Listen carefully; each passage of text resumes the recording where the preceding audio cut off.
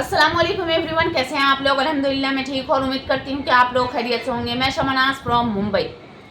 ये फ़ोटो आप देखिए, इस फोटो में जो उड़ता हुआ जो शैडो दिख रहा है या उड़ती हुई जो कुछ दिख रहे नज़र आ रहा है आपको, ये कोई परिंदा नहीं है, ये कोई सामान नहीं है, कोई कपड़ा नहीं है या कोई दीवार या फिर कुछ भी ऐसा कुछ नहीं है।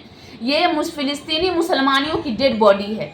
जी हाँ, अचानक से आप इस वीडियो में देखिए, हालांकि ये मेरे पास कोई अल्फाज नहीं है, बस आप इस वीडियो को देखकर अंदाज़ा लगा सकते हैं कि अचानक से इतना बड़ा हादसा पेश आना फ़िलिस्तीन में कोई बड़ी बात नहीं है। ये आए दिन ऐसा मंजर हम देखते रहते हैं। तो लेकिन ये जो वीडियो है जिसमें फ़िलिस्तीनियों की डेड बॉडी इस तरह से उड़ती हुई नज़र आ रही है, तो हकीकत में अल्लाह की कसम ये इसे देखकर इंसान का दिल दहल जाता है, आंखें दिल रो देता है और लबों पर इनके लिए दुआएं जारी हो जाती है कि अल्लाह रहम करे, अल्लाह गैब से मदद करे इनकी। इस तरह से अपने ईमान की मजबूती पर अपने जिस्म को लुटाकर, अपनी जान को कुर्बान कर कर, अपना मालो दौलत, अपने बच्चे, तमाम चीज़ों को लुटा रहे हैं, लेकिन अपने ईमान की मजबूती में थोड़ा भी इन पर फ़र्क नहीं पड़ रहा है। सब कुछ लुट जाए, तबाह बर्बाद हो जाए, लेकिन ईमान नहीं घटना चाहिए। अल्लाह पर जो यकीन है, ईमान की जो दौलत अल्लाह ने इन्हें दी है, उसमें कोई कमी नहीं होनी चाहिए।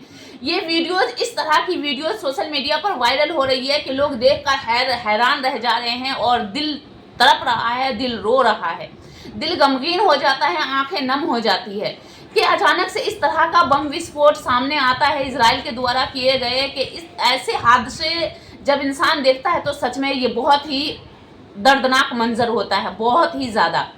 लेकिन इतने बड़े बम विस्फोट में जब ऐसा बम विस्फोट हुआ और इसके बाद जब वो मंजर जब शांत हो गया, तो आप ये वीडियो देखिए कि इसमें जब कुरान मजीद को वहाँ पर गया और किसी पब्लिक ने, किसी इंसान ने जब कुरान मजीद को उठाया तो ऊपर का जो कवर था वो तो पूरा जल गया है, लेकिन कुरान के अंदर जो अल्फाज लिखे हुए हैं, जो हुरूफ है, उसके एक हुरूफ को भी आग जला नहीं पाया। पूरी की पूरी कुरान मजीद अंदर से वैसे ही है जैसी पहले थी।